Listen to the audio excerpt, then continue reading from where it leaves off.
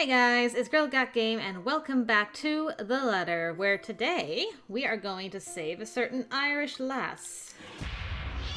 And there's the cat. Perfect. Couldn't ask for anything better than that. So, with that, this is going to be run 5,000,003. I've lost track at this point. Hey, I eat other things too. So, I'm probably going to edit out a lot of my going through choices again until something changes, just because we've seen a lot of this before. Okay? So, I will see you in a second. Okay, so I'm bringing you guys in for Zachary's chapter now. That's how far ahead I've skipped.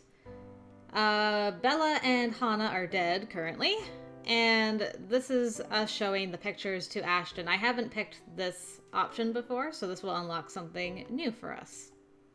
Does it still hurt? That's a negatory. He glances up from his meal, and I don't know what might have shown in my face, or if I even made one, but for a small moment, grief flickers in his eyes. Too soon. Not right now. The wounds are still too fresh, it screams in those fleeting seconds. Any other occasion, he'll look pretty pleased with himself for having that cake as lunch. Today, food is altogether forgotten on a corner of the table. To him, that question asks a whole different thing.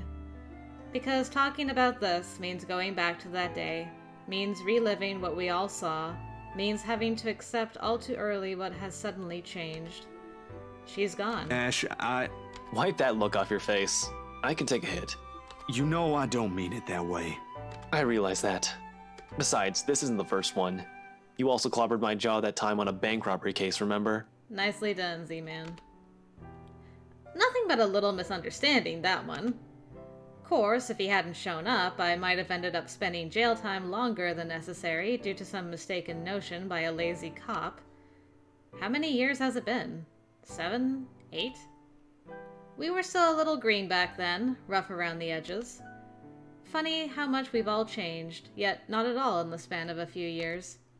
Now everything's shifting again. That was different. I deserved that one. I was rude then. Well, you still are technically. Dang, got him. But the other day, you were just doing your job. I could have gotten into trouble. Can't blame you for stopping me. I understood where you're coming from the moment I saw the crime scene photos. He doesn't answer after, and the silence that descends feels completely disconcerting. Without meaning to, we've delved deeper into territory we barely want to touch on. Too fresh, too painful. And it shows, in the abrupt shift of his eyes and the tense lines of his shoulders. This is the hardest part in all this, ain't it? How's it going? How's what going? Okay, I think we're back now? Yes. Okay, and I think everything after this is, the same again, yeah. Okay, so with that, guys, I will bring you back in a minute. Alright, guys, we are now in Becca's chapter. So, Zach has died, Marianne is alive. I've got her relationship all the way up with Luke, because I think there's a romance ending with them where Hannah's dead, I believe. So I'm shooting for that. And now we are in Bella's room cleaning, and I haven't been mean to either Ash or Zach yet with the whole cleaning thing. But I'm going to be rude to Ashton today. So here we go. You're being rude, Ash. Negatory. I didn't... You're not supposed to talk about her like that, even if she's no longer here. There's a proper time and place for jokes. Today isn't. You don't... That's not what I... Abruptly, he pauses and takes a breath. A scowl slowly forms in his head as he tries to form words and fails. Perhaps I've been too harsh on him. It's not every day that Ashton falls short of a retort. But even with Isabella's childish tendencies, she deserves none of those words, especially from a friend. In the end, after a long battle with himself, Ashton settles for a quick apology. He hastily stuffs the picture in a nearby box and proceeds to take the rest of the photos off the fridge's door, noticeably with less care than before. Aww. But along with it, the mood around us quickly changes. awkward now, more stifling than any of the silences we've shared as children. His movements are sharper, more functional, and only when he finishes storing the last of the photographs into the box does he speak. In a low, strained tone. If the room isn't as quiet as it is, I would have missed it. I do care about her, you know? I just wish I could have told her that. Oh, he admitted it to Becca. No further words are exchanged after that, and perhaps it is for the better. Well, there you go. I think. Yes, okay. So, we're back on track again, so I'll bring you guys in when something else changes. I mentioned it, didn't I? I was there on behalf of someone else. Oh. Apparently this is different? Yeah, okay. So, I'm in Ashton's chapter now, and, this is our very first choice. I stretched the truth, and we did get some of the same stuff. Like, this is the first line we got after that choice. But then Ashton says something differently here. I wonder what option I picked that changed that. I guess that was another no that was unlocked. So let's see what happens. I was on business, Becca. I wasn't there to have a good time. She doesn't look convinced at all. Although she's the very picture of someone who's at least willing to listen, her glare effectively takes a good 20 off my current years. Nah, I'm a kid again. Oh, okay. This is... Man, why is this so different? I feel like a kid again, being reprimanded by my junior high teacher for sleeping in class. But getting away with that is easier than with this one. It's the thing with someone you've been friends with for so long. They're the ones who know you inside out. Good grades wouldn't be enough for Rebecca to let this whole thing slide. You couldn't even spare a single second to mingle. Mingle? What was I supposed to say? Hi, fancy meeting you here. Would you like to dance? By the way, those appetizers were really good. You should try some. Like that. Oh man, she really wanted you to ask her to dance though, Ash. Hi, fancy meeting you here. Would you like to dance? Oh, so good. I've got a boss guy breathing down my neck. I don't exactly have the luxury of doing as I please. This much is true. My reasons for being at the party too. However, Chief's presence last night made a lot of things difficult. Approaching them was out of the question when there was someone watching. A person who knew the reason why I was there. It turned out to be a good call on my part. But for someone who's already angry beyond reason, everything will only sound like an excuse. Cut the shite. I saw you stuffing your face with the deviled eggs, while your own boss is off on the other side of the room. Ooh, called him out. You didn't even exchange a word or a glance with him either. In fact, I think you're also avoiding the man. Just say you don't want to talk about it instead of lying to my face. I do feel guilty. Still, we've already been down this road. This is something I've done so repeatedly in the past. Something she's heard from me more times than all of my fingers could count. Something I'll just have to get over with at this moment. I'm sorry, you know that, Becca. I really, really am. I wouldn't do this shit if I didn't have a good reason to. And you know that I don't like you lying to me! If you can't tell the truth, just don't say anything and shut your gob! Words to live by. I swear, Ashton Frey, you are just so dense! I'm so angry, I can't even bear to look at you right now because I swear I'll knock you right off your block! I really wish I could tell you. Alright, we might be back now. Yep. Okay. So a little more Becca Ashton interaction. I don't know what caused that, but something did. I'll take it. I'll take my extra node. You guys might as well stick around, actually, because the next choice I pick with Ashton is a new one that we haven't seen yet, so we'll just hurry through the elevator of death. And we need to wait for a call from the precinct to go there for Zachary. And then Luke will show up. Every other time, I think I've just yelled at him. This time I'm going to rush him. And we'll see what happens when we rush this boy. Okay. Let's just clear this out really quick.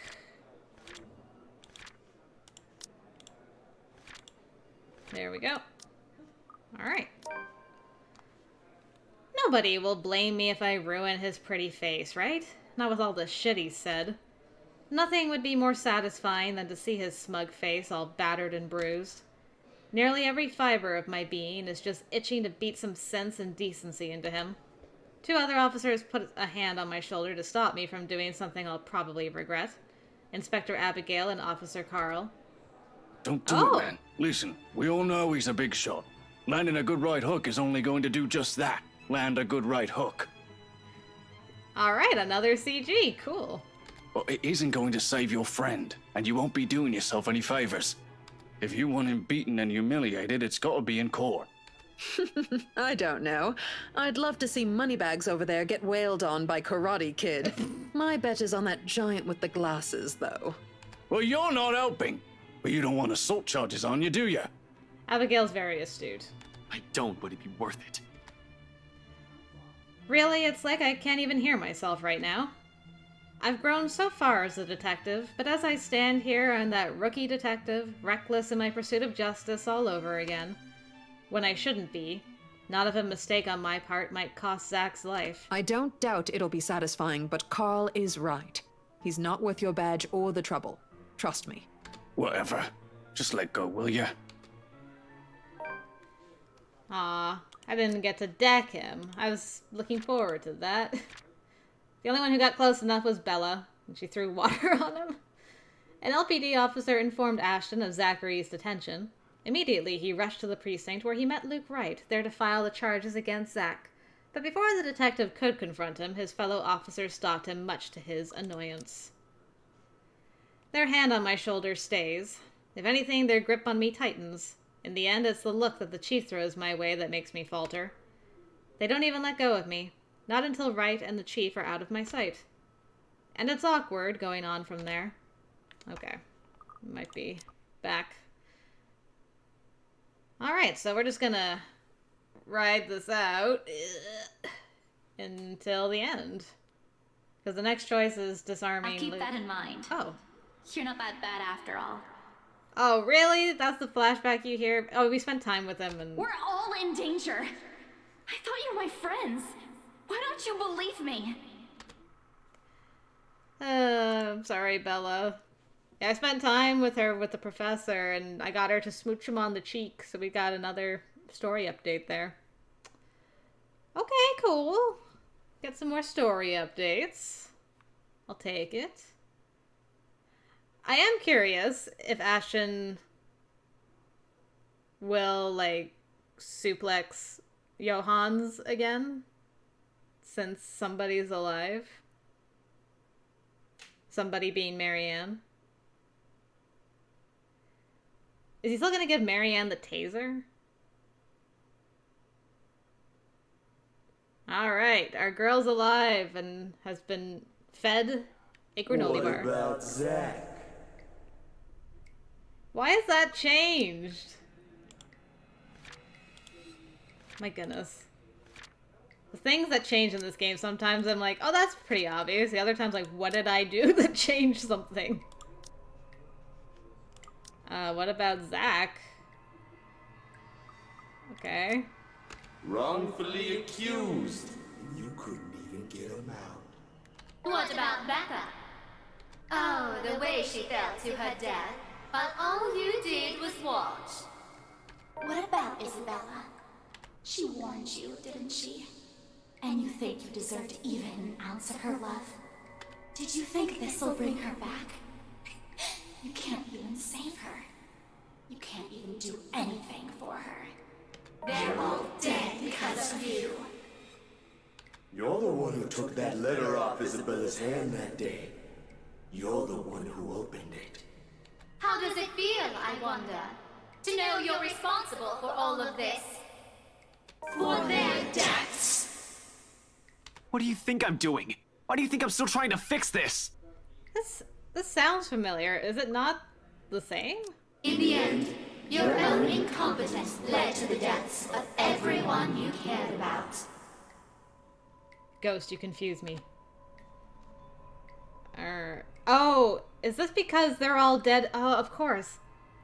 I didn't think about the fact that he's getting angry at them, but Mary Ann is here this time to say, yo, don't answer the ghost. She gets in your brain, okay?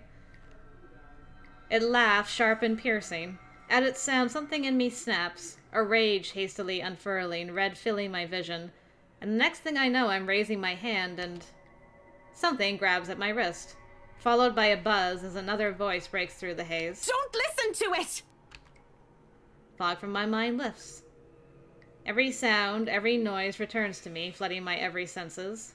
All at once, there is this deafening silence. Slowly, I become aware of my surroundings. Okay, are we back, or... Yeah. Okay, so she's just like, don't listen to the ghost. He did give her the taser, so he doesn't have it. So that can't be kicked anywhere this time. He still gets tortured. Interesting. So Mary Ann's just chilling in the kitchen by herself. Oh no. Oh no, she's gone. Mary Ann. I hope you tasered that ghost, Mary Ann. No. He did advise her to leave him if he didn't return after 15 minutes. Maybe she tried. But the pressing matter right now is McCullough. She's no longer here. Was I really out that long? I hope she made it out. Scumbag's butler would have likely checked every point of entry in the house after finding me here. As if something has heard my thoughts, without warning, the door behind me slams shut. Screw right. I need to get out of here. Okay, so Ashton's solo. Well, you aren't as incompetent as I thought. Okay. Has he just been holding Marianne hostage in the foyer all this time? Let's see. So he ran through everything. Had I known there would be a party in my own home tonight, I would have opened a bloody bottle or two. People these days, in my own home. Can you believe it? I feel so left out. A chill seeps into every vein in my body. All of a sudden, every ache, every pain returns to me tenfold, and my knees threaten to buckle at the sound of his voice. Though it appears friendly, I know it is anything but. One does not spend investigating a man like him for over a year and holding a grudge against him for more without knowing everything about him. His quirks, his habits, I'm familiar with all of them. And right now, Luke fucking Wright is beyond pissed. Shifting my gaze upwards is nearly too painful, knowing the danger. Not to me, but to those who have been lured in here by the curse. Okay, so it's just her. Interesting. I'm curious to get to Luke's point of view as to why he's like, I'll use Marianne as a hostage because this guy will care. I mean, he is a police officer, so maybe he's like, well, he wants to save an innocent life. But I am curious. The handgun catches my eyes first, next to that smarmy smile on his face while he holds McCullough at gunpoint. They found her. Damn it. It's sight enough to lodge a painful thorn up my throat. I've been too complacent. Too focused on other things that I've completely set aside the fact that the scumbag will not be too pleased to see us here without knowing our reasons. But even with those good intentions, curses, and ghostly apparitions aside, we're still trespassing in his home. The question is if he's even aware that the whole of his household has somehow disappeared and he might be the only one here. Likely not. Fuck. Even with someone he knows, there's a significant effort in him not to simply shoot her. I mean, he did backstab his wife, so... Anyway, where were we, Mint? We were talking about the cellar, right? Okay, so you guys had a whole conversation. What about it? What about it? Bloody hell, I need a fucking drink. I feel that. I think if anyone needs a drink here, Mr. Wright, that'd be me. If you've been camping down here for who knows how long, I'm sure you've already taken enough alcohol from me, McCullough. With the nonsense you've been spouting, I bet you want to go back, huh? I was telling the truth. Something's in this place. Something that brought us that letter. Oh, dear God, please don't let her get me. Don't let her get me. I still have so much left to live for. I want to get married. I want to have a daughter. Adopt one if I have to. And call her Miracle. Wait, what? Wow, we went on a journey there. Aw, Marianne wants a daughter. That's so cute. Please, please, please. Why Marco? Is that the anime poster that you have in your room? Sheesh, McCullough, don't tell me you're still drunk off my wine. I know you potato munchers can handle it, but have a little self-control. Aye. Careful with the insults there now, boyo.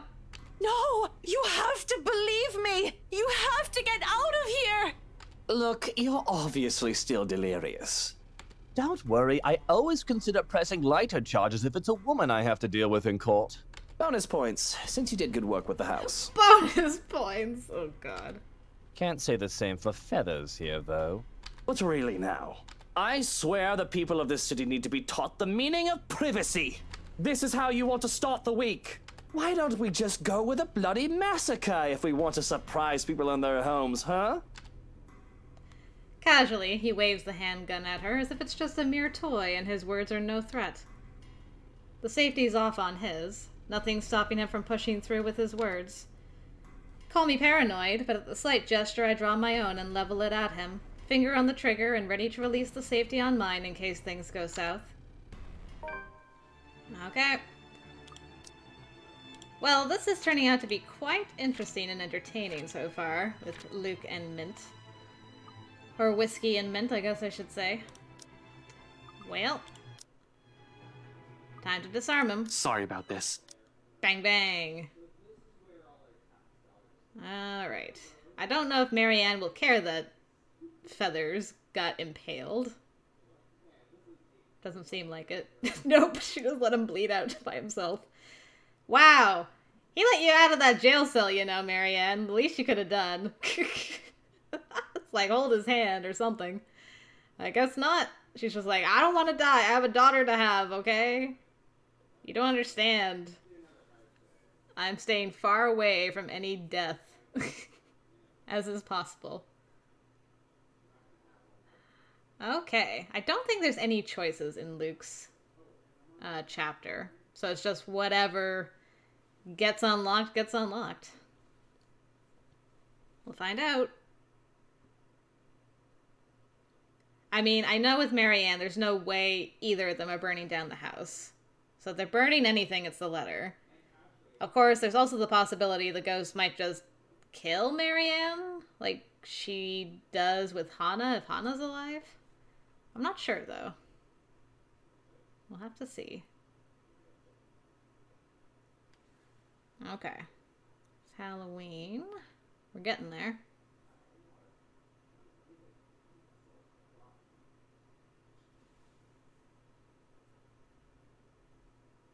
Okay, Kylie's gone.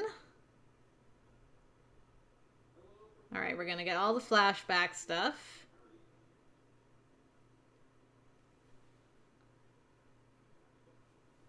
Run away from the creepy ghost lady.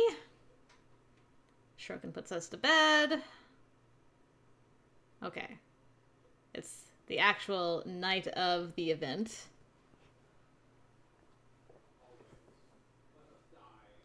Alright, so now we're gonna torture Ashton. So when do you find Marianne?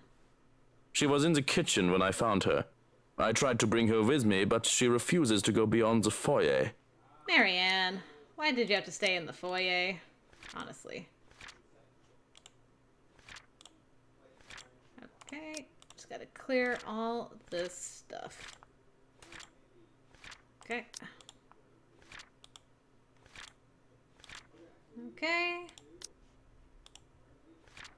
And finally, there we go. And just gotta clear off Luke's profile, and there we go. I suggest you check on her. A familiar face might help. I'm afraid she's not in a very good state. I was going to say, hasn't she spent more time with you, Shroken, than Luke, but that's not necessarily true. Still, it doesn't take away from my amusement over this. I mean, really? How can anyone get stuck down there? From how Shroken has phrased the whole thing, it's as if she's on the brink of starvation. It can't be. It hasn't been long enough for her to starve. It'll take 3 weeks or more for someone to actually starve to death. Moreover, even if it is wine, there's plenty for her to drink, to at least keep going for the 3 or 4 days she's been down there for. And I do not think she'll appreciate it if you laugh in her face right now. Thank you, Johannes. Oh, come on. You've got to admit it's funny. He merely stares at me, drier than a desert, might I add. Not that it ever does anything to kill the mood. He has done that plenty of times, and it has yet to work on me. He shouldn't expect it'll work now. You can mope over there if you'd like. I still think it's worth a laugh or two. Not the worst. Or maybe a million.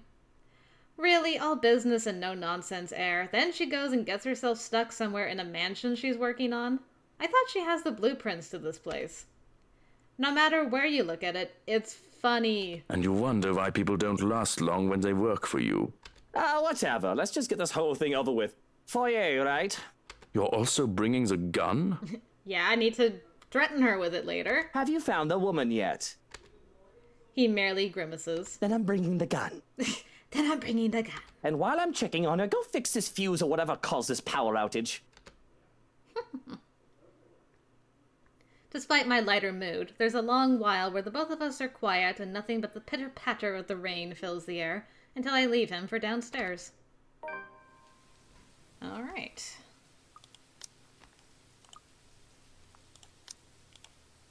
Let's see.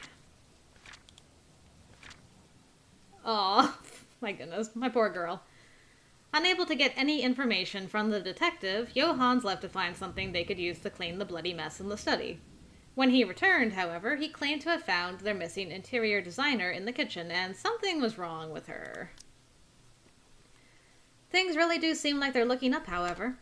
Why should there be anything to worry about? Except for the power outage, of course, but it's not something Shrokin can't fix.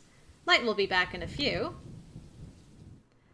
Besides, though it's dark, the large windows of the foyer illuminate the area much more easily than any of the other rooms. That's the smallest of blessings I can ever ask for, in the hopes that I can go to bed after this little talk without further incident. Though from how Mint looks, it appears this won't just be a little talk. She acts jittery, for the lack of a better word. Hugging her arms close to herself, looking wildly around the room as if something might jump at her at any given time. I feel for her in that regard. More than once I've felt the need to bolt out of this place lately, although it's mostly because of people going into my home unannounced. Bloody trespassers, what is wrong with these people? All of the worry in her does melt away to relief when she hears my footsteps and sees me approach. As flattering as that kind of expression to come from a beautiful woman like her, I have questions. I might have found her situation funny, but there's lashings of questions she needs to answer. I've no doubt she's a smart woman. She won't end up locked up in that wine cellar due to some dumb accident. She has no reason to go in there the night of the housewarming party. It's not even part of her job. That's right, my love. Oh, hello. She must have a motive. Make them pay.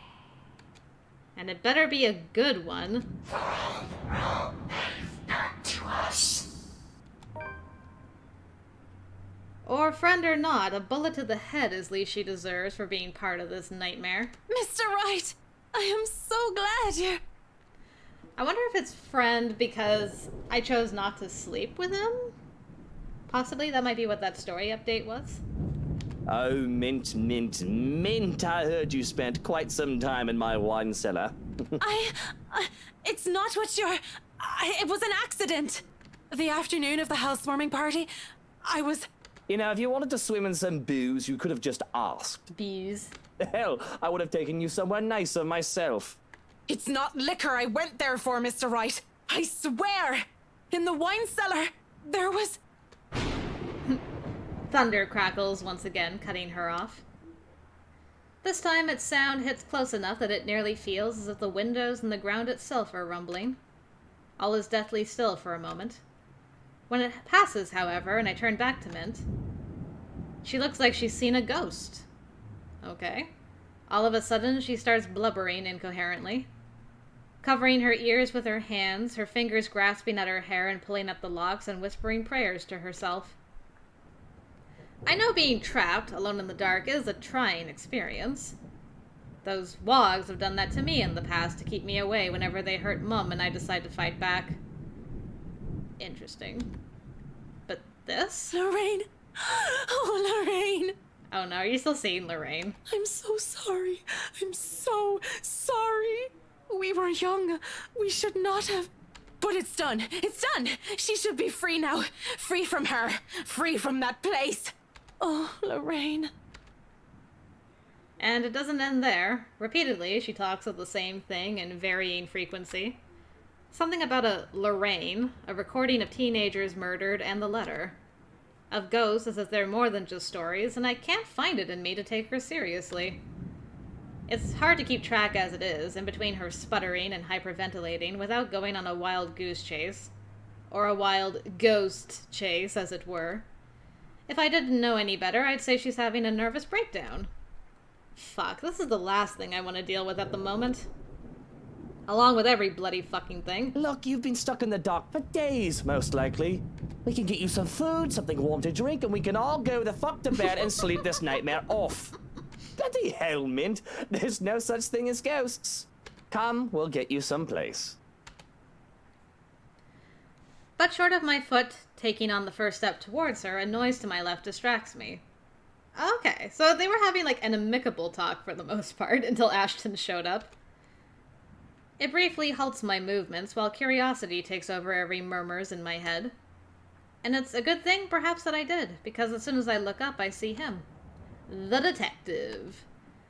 Just as he's about to jump down from furniture that has somehow ended up piled blocking the door to the parlor.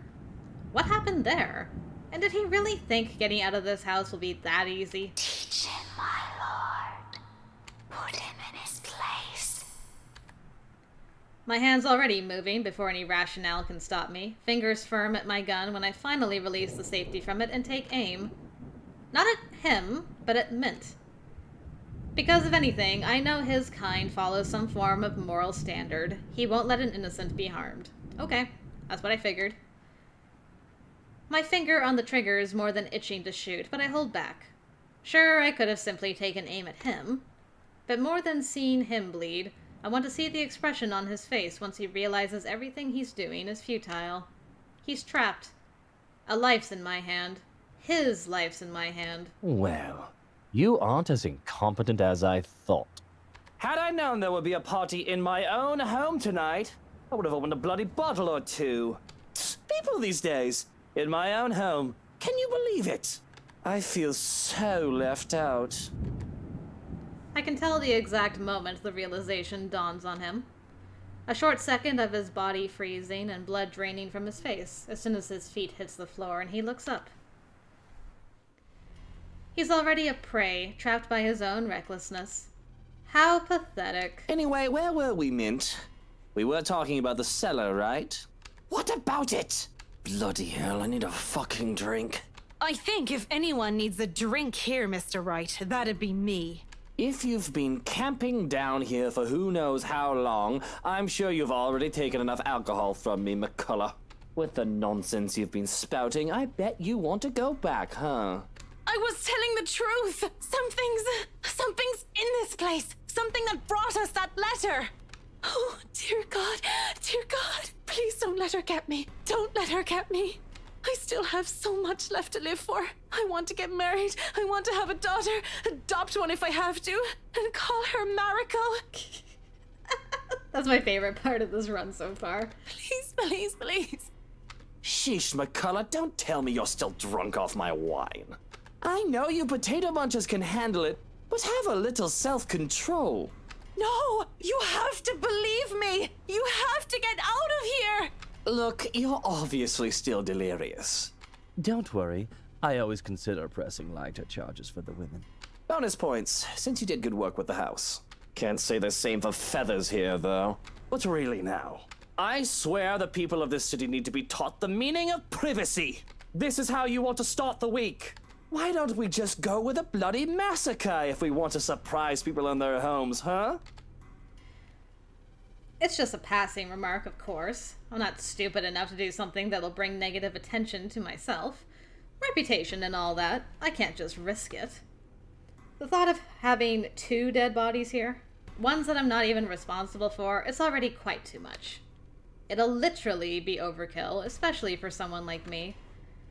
Nevertheless, joke or not, the little pig wastes no time drawing his own gun at the slight wave of my own, even if he knows it's already too late. Alright. Still he glares at me. Still he fights back. Now, little pig. Manners. You're in no position to be pointing that gun at people. Okay, is this not the same? I'll read this and then try skipping again. There's no desperation in him like I'm hoping. Just an annoyance flickering shortly before being hidden underneath a challenge. Okay. The likes of him are the kind of people I hate the most. Even with their failures already glaring down at them, mocking every worthless move they make, they had the impudence to stare people in the eye. Why don't you put yours down first, and then we'll talk about manners. Oh, he talks back. The gall! You know, your kind pisses me off so much. Annoying most of the time, like a damn pest you can't be rid of. But to some degree, it is commendable. I'll give him that. After all, we're almost the same in that regard. Almost. I'm still the better person, of course. Bloody peasants. Even knowing that, I can never seem to figure how their minds fully work. And I should have also expected he won't let this end in this kind of standstill. Sorry about this. I really don't have time for you. A short lapse. That's all it is. One moment of letting my guard down. Before I can react, he fires 2 shots in quick succession. A sound crackling through the empty foyer, almost as loud as the storm raging outside, breaking the tense air in the room. Pain explodes in my wrist no 2 seconds later. Just a graze. However, it is enough to cause my fingers to tense, and the pistol slides to the floor with a dull thud. Why, you insolent! The next moments happen in a blur. In the following second, I am being tackled bodily to the ground, back hitting the cold floor hard, and an arm pinning me down by the neck.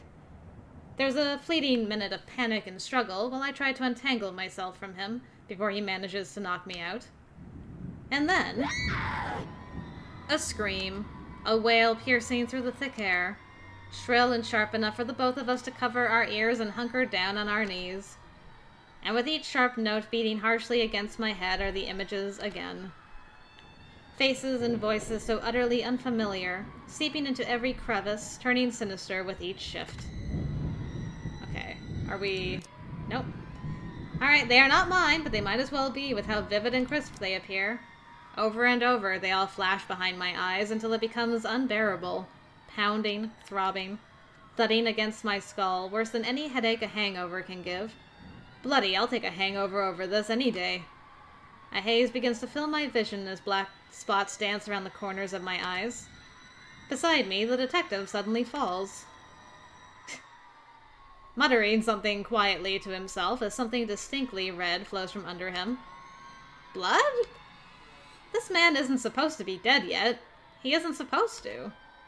For someone who had been under our care, at the very least, we've only left superficial wounds on the guy, nothing fatal. I want to look him over. This is going to cause more problems.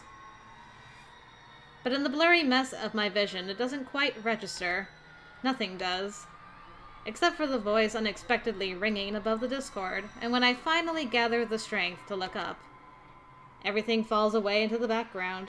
All that matters is her. I told you, didn't I? Everything you're doing is useless, Ashton Frey.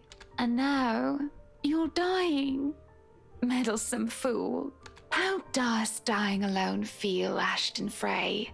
Hannah? You're not supposed to be here. For a moment I wonder if it had been me who had died and not her. After all, that can be the only logical explanation as to why I hardly draw a breath while she stands there. Of course, another logical explanation would be that I'm high and this is a really, really bad trip. Either reason doesn't suit me. Okay, am I... Yes. Hey. Actually got to a point I could skip again. Alright, it's just us two. Let's clear the journal. All the screams go on. Alright. Luke recoiled. Hana's body shudders and shakes as if she's about to have a seizure, until her visage ripples and changes.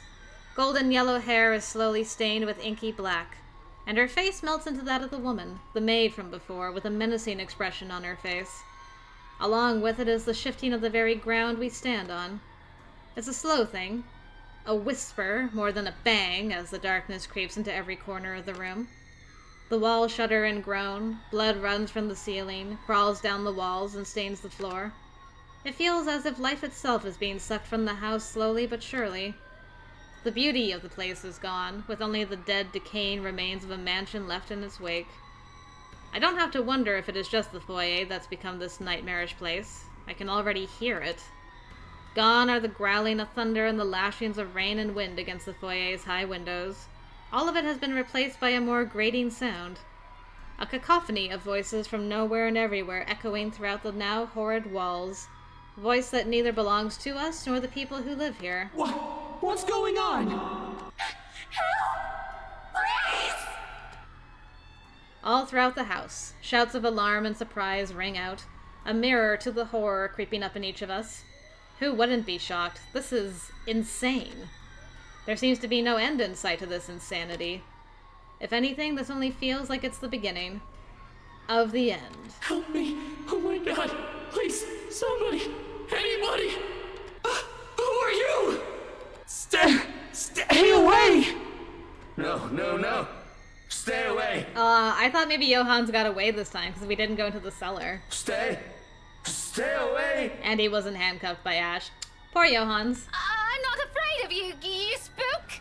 This is one Scotswoman. You aren't getting into an early grave without a fight! No! She's here! You've got to let me out! She's gonna kill me! Someone! She's... We would have been so beautiful. We're all in danger. I thought you were my friends. Why don't you believe me? I'm sorry. Their screams fill the mansion. She laughs all the while, a harsh, agonizing sound that goes on for what feels like forever.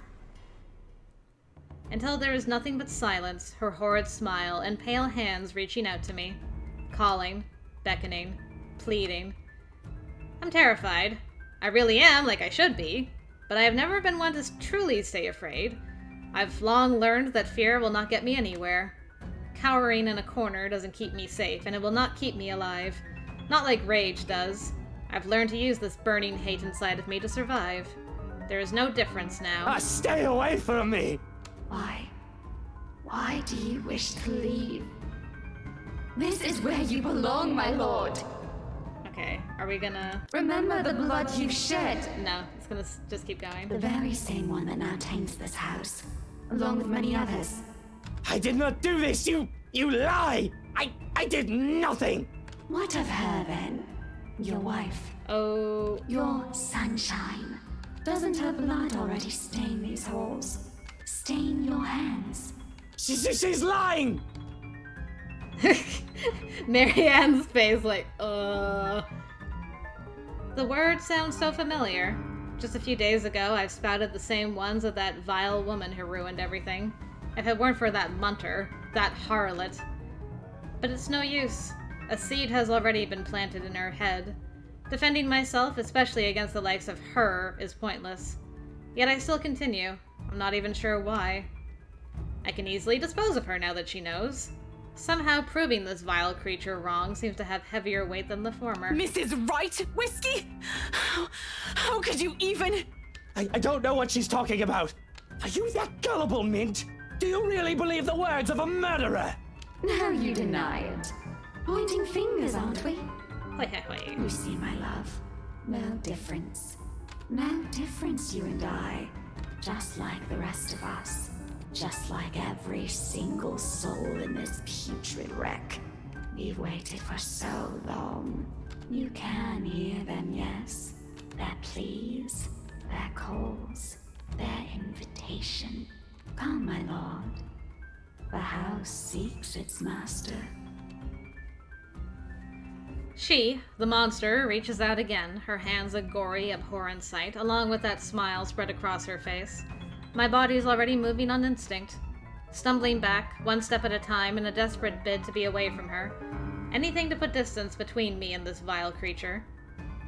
No matter what she says, I am nothing like her. I need to get out of this house. Out of this country, preferably. There's nothing for me here. Not anymore. Nothing to keep tied to this place. With Hana gone, Stroken likely taken by this woman as well, nothing's left to bind me to this wretched city. I can leave. I can... My foot steps on something, sending me sliding on my back and flat on the floor. Beside me, a paper, familiar one, flutters down. It's this thing again from the open house. Though it feels less like a gimmick and more like a threat, what with recent events. It must have fallen from the detective in the commotion earlier. And with its owner having met a gruesome death, now it simply bears its equally grisly message for everyone in the room to see. Help me. Help me. Help me. Is this it? What they've been telling us? Why everything in my life has gone to shite because of some stupid old letter? An invitation indeed. One I am not willing to accept. Not anytime. From the top of the stairs, the creature moves again, drawing my attention back to her. Her gait remains slow and awkward as she walks forward, that smile never leaving her. But I won't give her the chance. I am not dying here. I certainly am not giving myself to a hideous creature like her either. Adrenaline kicks in, and despite panicked gasps and worried glances from Mint, I pay her no mind as I reach for the main door and... Without warning, it slams open, revealing not the mansion grounds like I am expecting. Before my mind can even comprehend what's happening, black tendrils have already coiled tightly around my limbs, dragging every person in the foyer into the room. None of us even get to scream when darkness completely envelops us upon the doors closing. Understand where your place is now, my love. You belong here. Is it so difficult to grasp? We've been waiting. Alright, you two. What's the plan? There's a moment of panic when the feeling of the tendrils around my limbs finally dissipates. As soon as my eyes adjust to the darkness of the room and I'm on my feet, I'm reaching for my knife and holding it out, watching, waiting for every movement. Using it as a way to put distance between me and this peasant. Who knows what Mint can do to me, now that she knows what I've done. There's only two of us in this room. She can easily do anything and the world will not know. Of course, I can easily overpower her. She looks weak, starved if anything. But what if she's in cahoots with the creature and crazy act from earlier is merely a ruse? Fuck. I cannot trust her not to turn on me. I cannot trust anyone. Not anymore. Not after this. Everything. Everything that I've built has fallen apart. You! This is all your fault! Pardon? If I'm dying to this bloody curse, I'm taking you down with me! If it weren't for you, for this letter, none of this would have happened! Hana would still be... Smack. Suddenly, Mint steps up and slaps the knife away from my hand. How dare you! How dare you put that blame on me! You tell him, girl.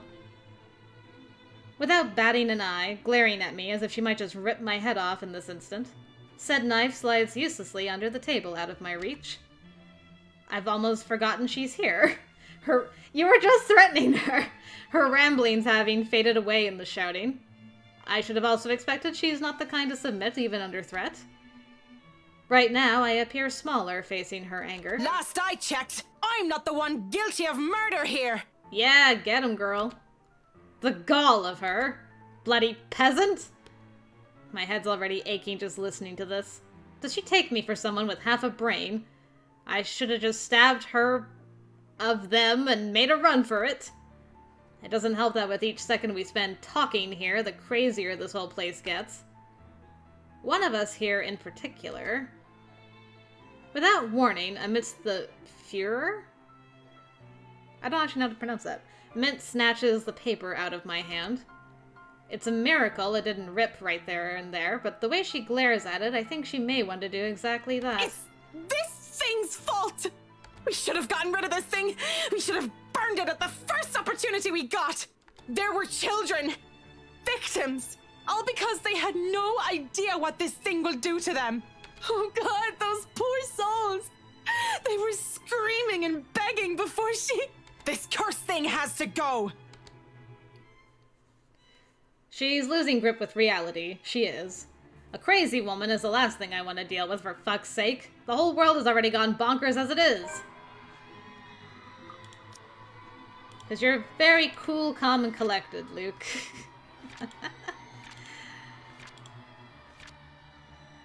Alright, that's the same.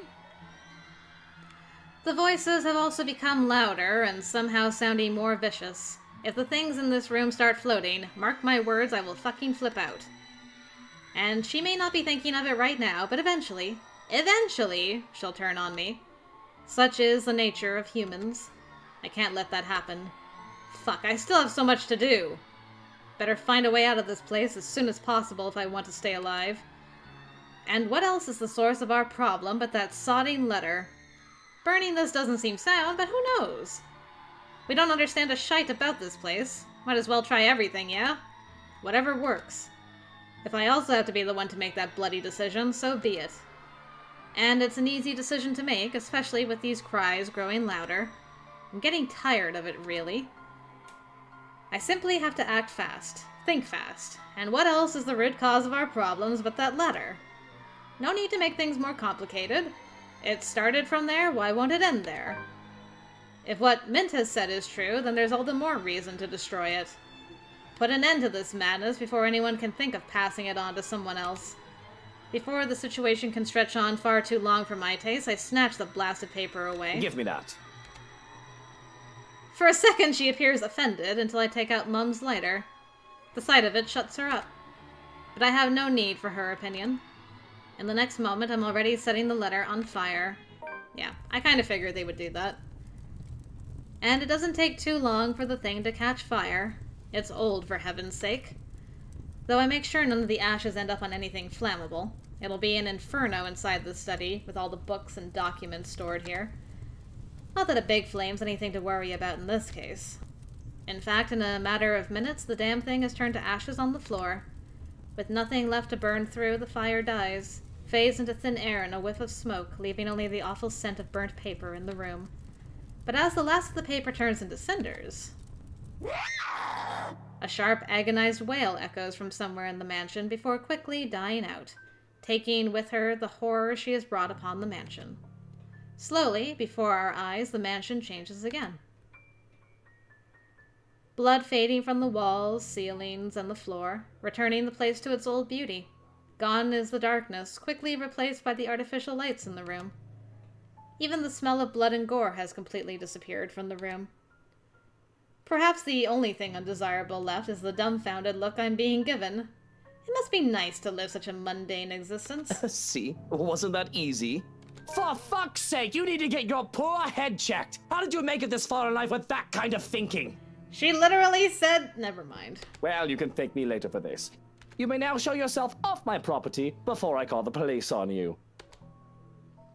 I walk out of the study without a single glance back, more than eager to finally get fresh air. She can find her way out of this place, I'm sure. I better not catch her again here, though, or I will not be happy. I'm already being nice as it is. Goodness gracious me. Luke. I swear. Knowing the letter was the source of the entire fiasco, Luke Wright agreed with Marianne McCullough and started burning the paper. Soon enough, the blasted thing turned to dust while the mansion returned to its usual state, freeing them. It's over. And then he accused Marianne of being a dum-dum. Outside, there's only silence. Deafening. Still. The same hush that comes after a terrible storm has swept the countryside. And with it, from the wide-open windows, is the sight of the sun rising above the horizon. Ever so slowly, the sky begins to lighten before my eyes. Darkness giving way to the warm morning hues, soft rays spilling over the vast expanse of Luxburn's countryside. Nearby, the trees sway and rustle with the breeze, a passing draught that carries even into this room from outside, cold enough to make me shiver. The remains of a storm that has passed. In the distance, I can hear the soft chirping of birds while the rest of the world stirs, wakes. Dawn at last. We are free! Okay. Let's make a save. right there. And we'll skip. Ah. Requiem. Months after her recovery, Marianne McCullough heads back to her homeland, ready to close a chapter of a past she has left hanging for so long. There, she visits Lorraine's grave, asking for forgiveness from the girl she once loved, something she has intentionally avoided for years. In spite of this, a different regret still clings to her, one that has been left by what she has witnessed inside the Ermengarde mansion. She never returns to Luxburn after, leaving her interior design company in the hands of her secretary instead. But with her absence, the business eventually declines until they are forced to shut it. Unexpectedly, she turns to music years later, hoping it'll someday drown out the voices and the gruesome memories still lingering in her head. By some stroke of luck, or an unfortunate circumstance of fate, Marianne encounters Luke Wright once again, almost a year after she returned home. She meets the man in the local marketplace, newly settled, fumbling, and confused. Although she is under no obligation to assist him, she reluctantly offers help after seeing him stumble on his Gaelic more times than she deems acceptable. And it becomes a start. One thing happened after another, and somehow, on nights when the memories become too unbearable for both, their respite is a night at the pub. To drink it all away. To forget. A comfort after their mutual loss. Whether it is a camaraderie that will eventually grow into something beyond friendship, only time can tell. Okay. Interesting. I'll see if that did unlock an extra ending. It may not have, which would be interesting. Okay. If I go to gallery, epilogue, romance.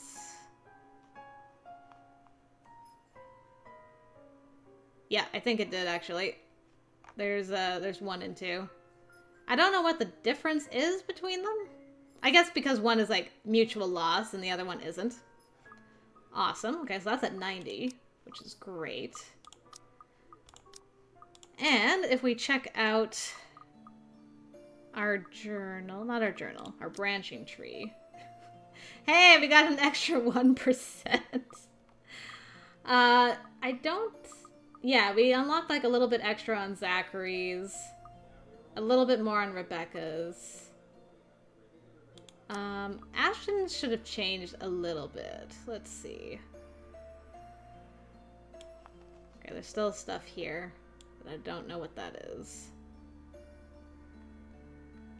Still some branches that are locked. I think this is if Zach's alive. Yeah. So that's that.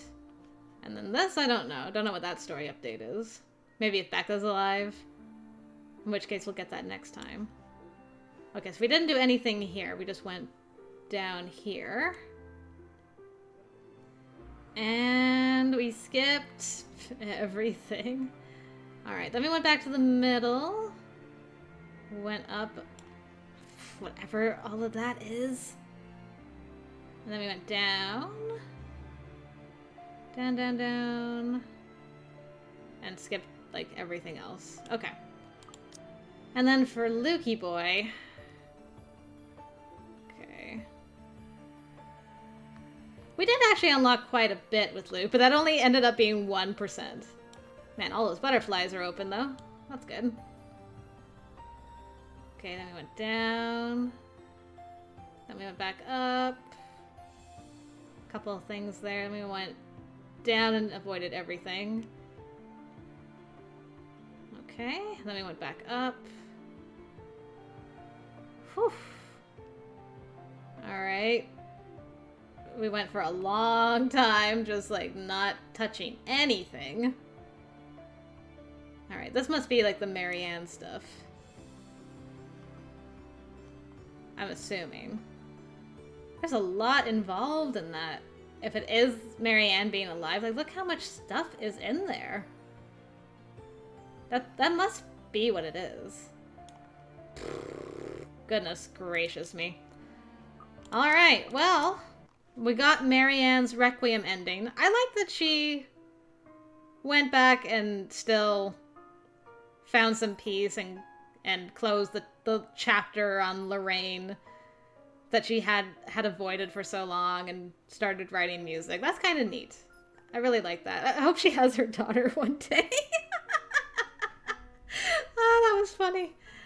But anyway, guys, that is another run of the letter done. Huzzah! So thank you guys very much for joining me. Next time, it'll be Becca's turn to stay alive, so hopefully I will see you there for that.